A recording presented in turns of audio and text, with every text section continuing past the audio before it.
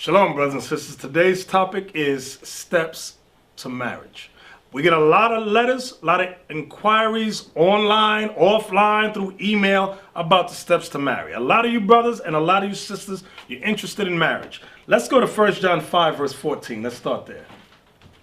The book of 1 John, chapter 5, verse 14.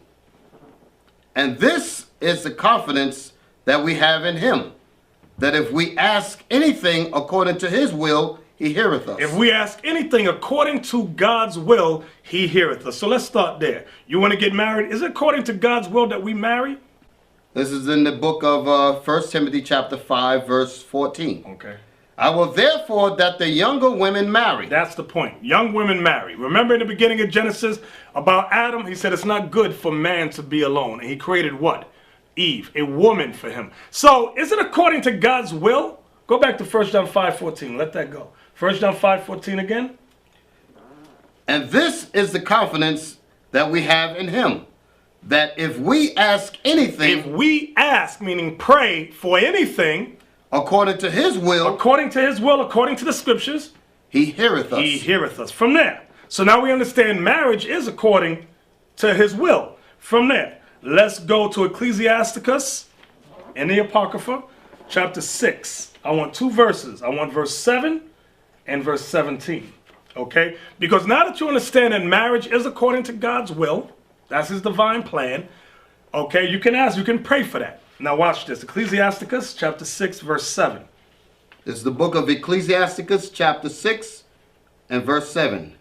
If thou wouldest get a friend, prove him first. The next thing you got to do, you got to prove that friend. A lot of you don't realize before you become husband and wife, you got to become friends first. You got to know that spirit you want to join with.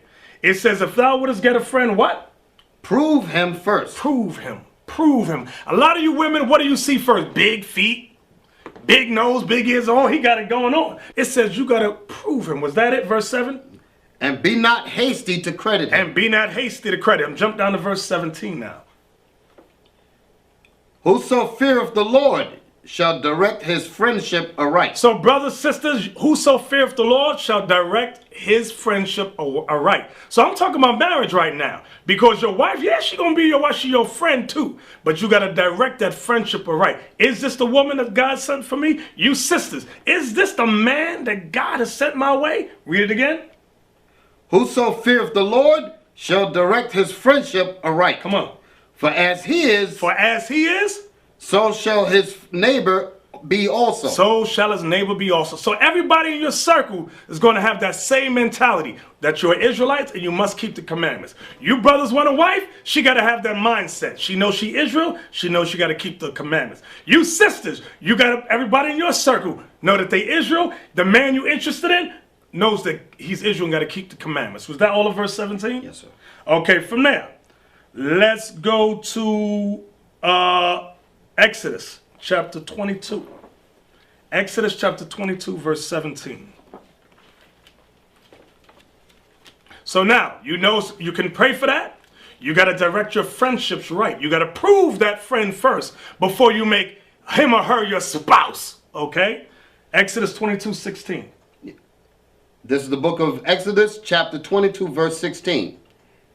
And if a man entice a maid that is not betrothed, and lie with her, he shall surely endow her to be his wife. So, brother, he entices a woman. Okay, he lays with the woman. It says he shall surely endow her to be his wife. Meaning, it ain't just over with the sex. That ain't it. It's more to it than that, brother. Read that again so we get some English out of this. And if a man entice a maid that is not betrothed, she ain't promised to nobody, and lie with her, he has sex with her, he shall surely endow her to be his wife. He shall surely endow her to be his wife. There's some steps there that you got to understand. Now, I'm not going to get into the dowry that when you read in the next verse, because a lot of you brothers, you think once you have sex with a woman, you good. That's it. That's my wife. Brother. Your mind is corrupt. I'm going to show you something real quick. Get me 2 Thessalonians chapter 3, verse 10. For even when we were with you, This we commanded you, that if any would not work, neither shall he eat. You see that? If any would not work, neither should he eat. Now you might ask yourself, what does that got to do with marriage? It plays a large portion with marriage. From there, go to, let's jump down and go to Ecclesiasticus in the Apocrypha, chapter 29, verse 22. Okay, Ecclesiasticus chapter 29, verse 22.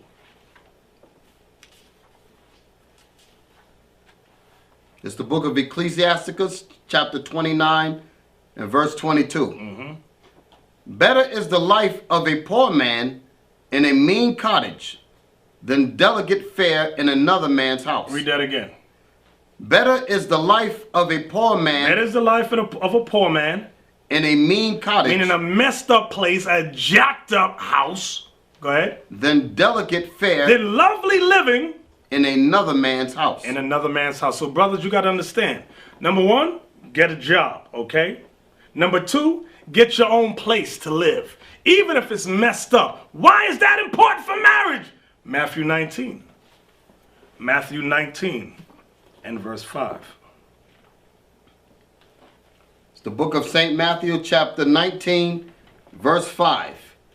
And said, for this cause shall a man leave father and mother. The cause is marriage. For this cause shall a man leave father and mother. Leave father and mother. And shall cleave to his wife. And shall cleave to his wife. Brother, how do you cleave to your wife? Does that mean she stay at her mommy and daddy house and you stay at your mommy and daddy house? No. You got to leave your mother and father and cleave to your wife. But what do you need to do? What do you got to have to leave your mother and father? You need a job. You need your own place to live. Then you can bring your wife to be with you. Read that verse again. And said, for this cause shall a man leave father and mother, and shall cleave to his wife, and they twain shall be one flesh. And that verse right there, a lot of you so-called Israelite brothers, you despise that. Because you like that liberty. You live at your mommy and daddy house, but you on the street with a Bible. And you say, well, you got a wife. No, brother. You still living in Disneyland, okay? You still in that low ghetto mentality, okay? That's not what the Lord is raising up for us, okay? He's raising us up to be kings and priests, to have the mindset, the mind of a king, the mind of a priest. It starts with your home, okay? You got to work, okay? You got to get your own place. Bring your wife to live with you. Cleave to her, okay? Not that my wife, she lived down the road down there at her mama and daddy house, and I live over here at my mama and daddy house, and we got babies. That's out of order. That's that ghetto hood mentality, okay? And it ain't over there. Tobit 7 and 13. This is the book of Tobit, chapter 7 and verse 13. Then he called his daughter Sarah, and she came to her father. And he took her by the hand and gave her to be wife to Tobias, saying, behold, take her after the law of Moses. Take her after the law of Moses. Come on. And lead her away to thy father. And lead her away to your father. Come on. And he blessed them. And he blessed them. Come on. And called Edna his wife, and took paper, and did write an instrument of covenants, and sealed it. You see that? That's where the marriage certificate came from, all right? It's according to the law of Moses. Oh, you never read that, did you? You've been living your life as that ghetto hood rat. It's no. You got to come out. You got to raise your mentality up, brother, sister. This is according to the law of Moses. But I know right now a lot of you reject that. Oh, no, we ain't got to do that, baby. You know why a man don't want you with no papers with a woman? So he can leave your ghetto behind right there with all them snot-nosed kids.